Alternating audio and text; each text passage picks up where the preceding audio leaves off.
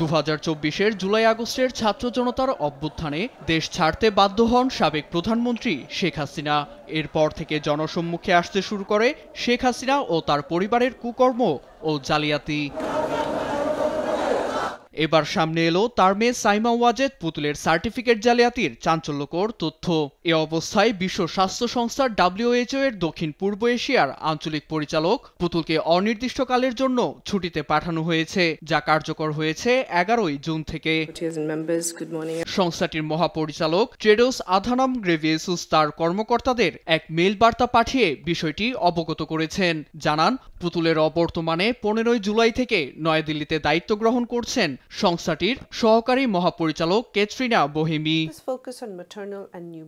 2024-এর বিশ্ব স্বাস্থ্য সংস্থার আঞ্চলিক পরিচালকের দায়িত্ব পান হাসিনা কন্যা পুতুল। তখন নিয়োগে নিজের শিক্ষাগত যোগ্যতায় ভুল তথ্য প্রদান ও বাংলাদেশ শেখ মুজিব মেডিকেল বিশ্ববিদ্যালয়ে সম্মানিত পদ আছে এমন জাল নথিও প্রদর্শন করেন, যা বাংলাদেশ পেনাল কোডের 468 ও 471 ধারার লঙ্ঘন। অভিযোগের সত্যতা যাচাই শেষে দুটি মামলা দায়ের করে বাংলাদেশ দুর্নীতি দমন কমিশন দুদক।